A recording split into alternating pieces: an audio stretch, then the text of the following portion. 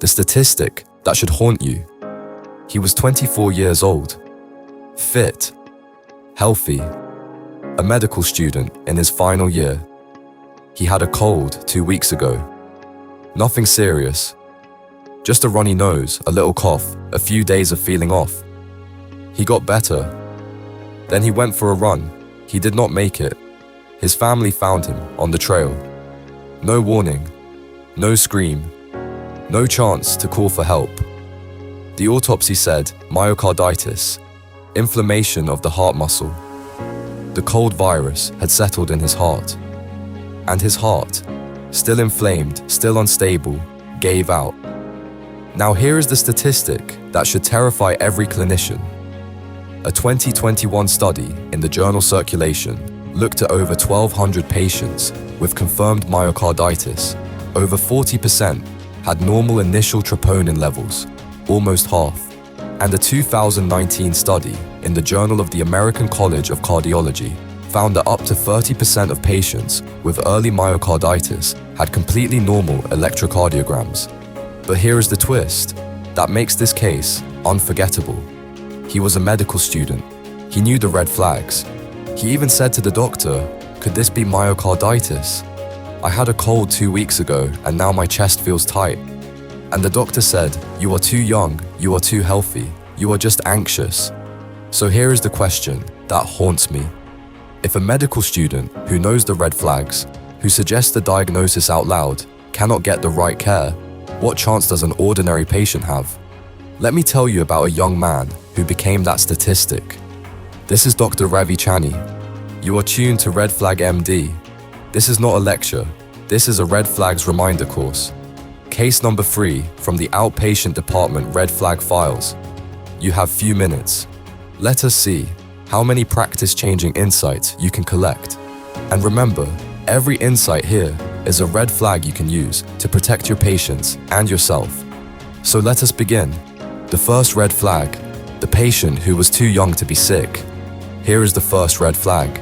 The patient was 24 years old. He looked healthy. He was fit. He ran 5 kilometers 3 times a week. But here is something the doctor did not know. He was a medical student. He had just finished his cardiology rotation. He had seen patients with myocarditis. He knew what it looked like. When he walked into the outpatient department, he did not look sick. He did not act sick. He said, "I just feel tired. My chest feels a little tight sometimes. Maybe it is anxiety. Work has been stressful." But then he added, "I had a cold 2 weeks ago, and I know myocarditis can happen after a virus. Listen to me carefully. Young, healthy patients have something called compensatory reserve. Their bodies are incredibly good at compensating. They maintain normal vitals, normal tests, normal appearance until they cannot." The 2018 review in the journal Critical Care Clinics described this as the illusion of stability. Normal tests do not reflect normal reserve. They reflect the body's temporary ability to compensate. That is not stability. That is borrowed time. Here is your red flag. Do not be fooled by a young, healthy appearance. The sickest patients are sometimes the ones who look the best. And when a medical student suggests a diagnosis, do not dismiss them. They are not being anxious. They are being informed. The second red flag, the virus that did not leave. Here is the second red flag. He had a cold 2 weeks ago. He said, "I got better, but I never felt completely right."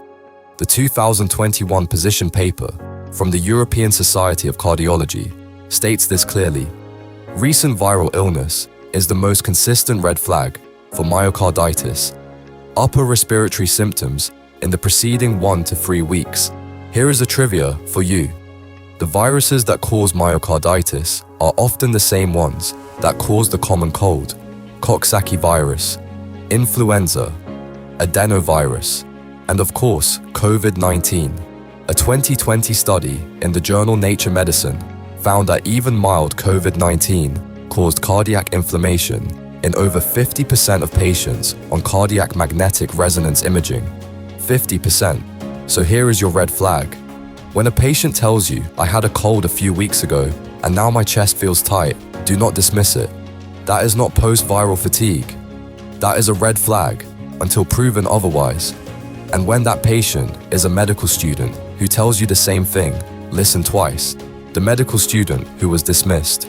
Now, let me tell you the rest of the story, because this is where the tragedy deepens. He sat in the examination room.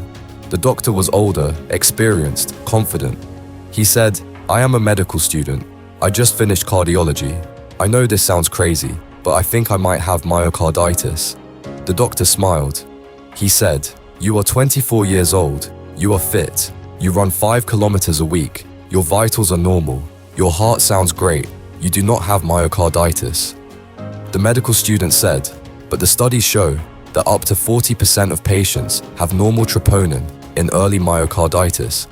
The doctor said, "You are not 40%. You are fine. It is anxiety. Go home, rest. You will feel better." The medical student wanted to argue. He wanted to pull up the study on his phone. He wanted to say, "Please, just order an echocardiogram." But he did not, because he did not want to be that patient. The difficult one. The one who comes in with a printout from the internet. The one who doctors talk about in the break room. So he thanked the doctor. He walked out. 3 days later, he went for a run. His heart stopped. Here is a red flag that Red Flag MD wants you to carry with you. When a medical student tells you they have a diagnosis, do not dismiss them. They have seen what you have seen. They know what you know. They have read the same studies. They are not being anxious. They are being informed. And when you dismiss them, you are not just dismissing a patient. You are dismissing a colleague. Insight 1.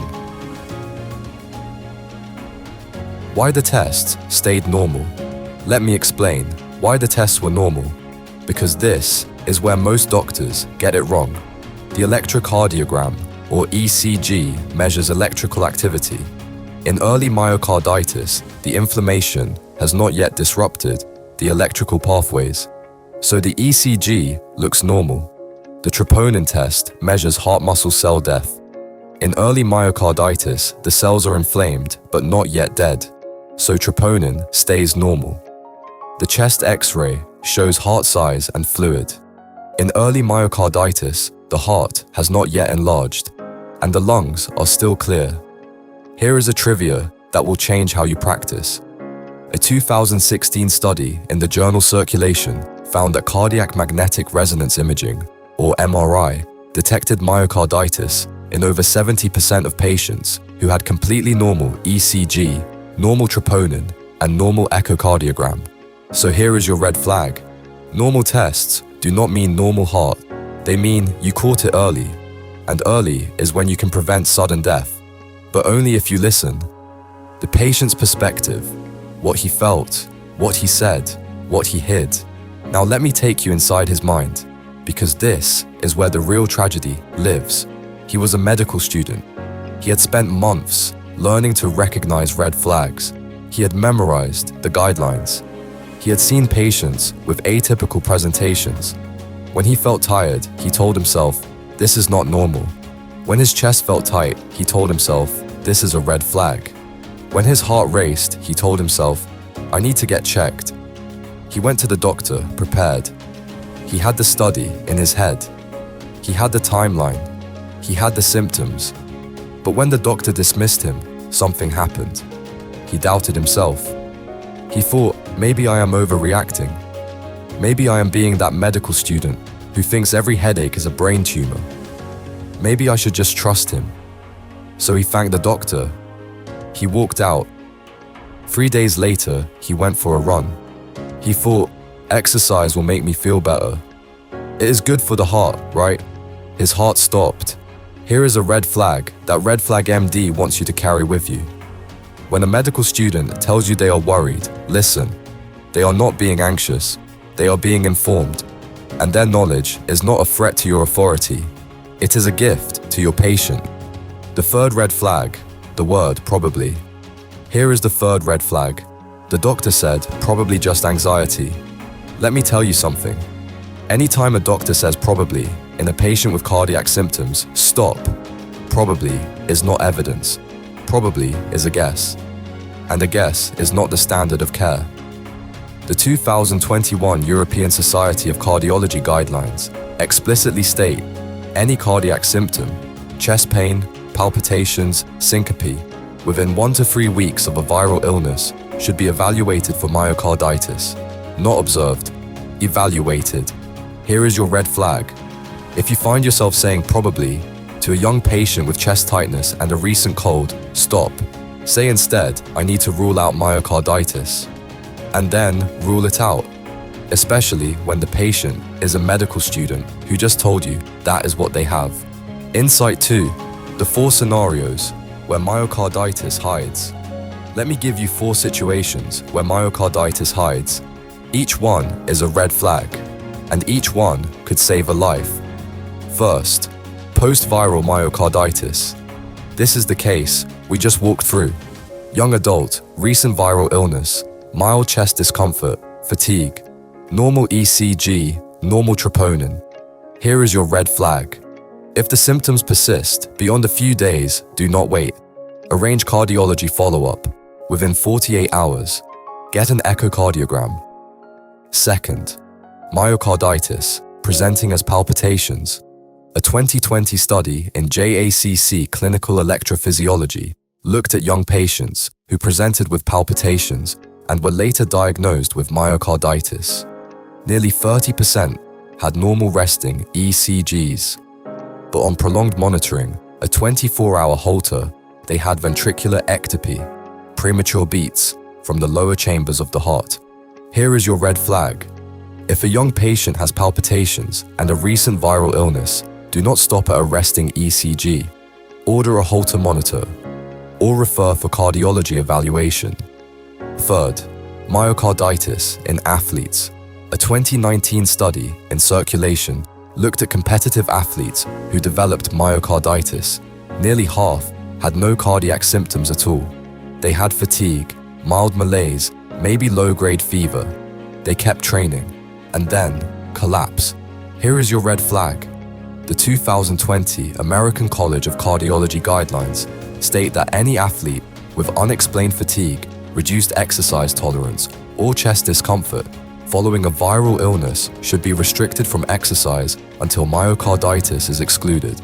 And here is a trivia that every coach and parent should know. The American Heart Association scientific statement on myocarditis says athletes should not return to training for 3 to 6 months after confirmed myocarditis, even if they are asymptomatic, because the risk of sudden death during the healing phase is real. Fourth, perimyocarditis, the pleuritic masquerader. A 2018 study in the American Journal of Cardiology analyzed patients with perimyocarditis, inflammation of both the heart muscle and the lining around the heart. Nearly 25% presented with pleuritic chest pain, pain that gets worse with breathing. They were initially diagnosed with pleurisy or costochondritis. Days later, they developed heart failure symptoms. Here is your red flag. If a patient has pleuritic chest pain and systemic symptoms, fever, fatigue, malaise, or a recent viral illness, do not assume it is musculoskeletal. Get an ECG. Get a troponin. The 8th red flag, the normal tests that kill. Here is the 8th red flag. The doctor saw normal tests and stopped thinking. The General Medical Council Diagnostic Safety Advisory warns about this explicitly. Normal tests create false reassurance. Symptoms are reframed as benign causes when tests are normal. In this case, the doctor reframed chest tightness after a viral illness as anxiety. He reframed it even though the patient, a medical student, suggested the correct diagnosis. He reframed it because the tests were normal. But the tests were normal because the inflammation was early. The test did not see the inflammation, but the doctor stopped looking. Here is your red flag. Normal tests do not mean normal patient. They mean you need better tests, or you need to wait and reassess, or you need to refer. But they never mean stop thinking, and they never mean dismiss a colleague. Insight 3, the legal lens, 1 paragraph. Here is how the lawyer will destroy this case in court. The patient was 24 years old, a medical student. He had a recent viral illness. He He presented with chest tightness and fatigue. He even suggested the diagnosis of myocarditis. You ordered an ECG and troponin. They were normal. You told him it was anxiety. You did not warn him to avoid exercise. You did not arrange cardiology follow-up. He went for a run. His heart stopped, and he died. Here is your red flag. Any case that goes to court will have a moment where the lawyer says, and the doctor did not follow the guidelines. The 2021 European Society of Cardiology guidelines explicitly state patients with suspected myocarditis should be advised to avoid strenuous activity until the diagnosis is excluded. But here is the twist that the jury will never forget. The patient was a medical student. He told the doctor he had myocarditis, and the doctor dismissed him. The court does not care that the tests were normal. They care that you did not listen. They care that you did not warn him. They care that you did not safety net. They care that you stopped thinking when you saw the number. And they care that you dismissed a colleague who was trying to save his own life. Insight 4. The documentation that saves you. Here is what you write. Not just ECG normal, troponin normal, but this. Patient presents with chest tightness and fatigue 2 weeks after viral upper respiratory infection. Patient is a final year medical student and explicitly voiced concern for myocarditis. ECG normal, troponin normal.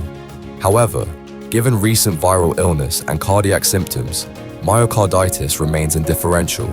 Per European Society of Cardiology guidelines, patient advised to avoid strenuous activity until symptoms fully resolve. Safety netting provided, instructed to return immediately if develops worsening chest pain, palpitations, pre-syncope, or shortness of breath on exertion. Cardiology follow-up arranged within 48 hours. That paragraph does 3 things. It shows you recognize the red flag. It demonstrates you followed the guidelines. It creates a legal record that protects you. And it shows the court that you listened.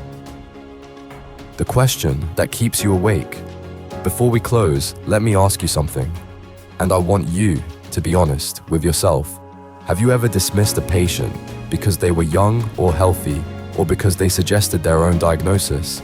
Have you ever said probably when you should have said, let me rule it out?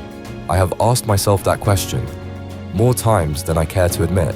If you have a story, a lesson, a moment that changed how you practice, I want to hear it. Drop it in the comments if you are watching on YouTube. Or send me a message if you are listening to the podcast, because every story teaches all of us. And that is how we get better. Now, let me be direct with you. This channel, Red Flag MD, exists for one reason: to give you value. Not entertainment, not noise, not filler. Value means you learn something in every episode that you can use tomorrow in your practice. Value means you walk away with a red flag you did not have before. Value means you protect a patient because you remembered something you heard here. If this episode gave you value, then do 3 things. 1. Share it with a colleague who needs to hear it. 2. Like this video so more people can find it. 3. Subscribe to Red Flag MD so you never miss another crash course.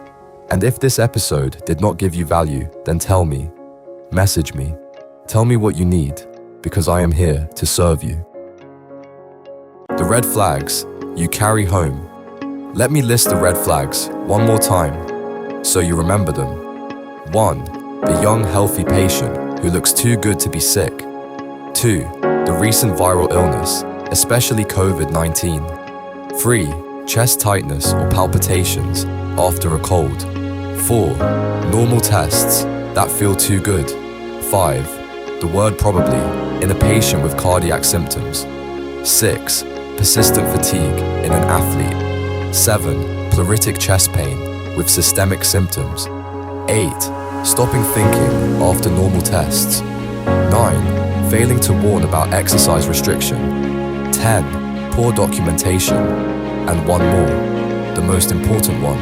11. The patient who tells you what they have, even when the tests are normal.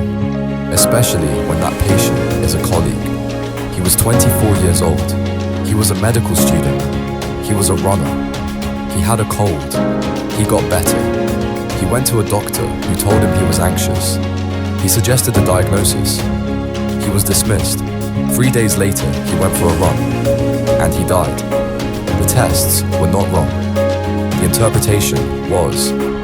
The dismissal was. The guidelines exist. The evidence exists. The tools exist. The only question is, do we use them? And the harder question, do we listen? You have been tuned to Red Flag MD. I will see you in the next reminder course. Take care.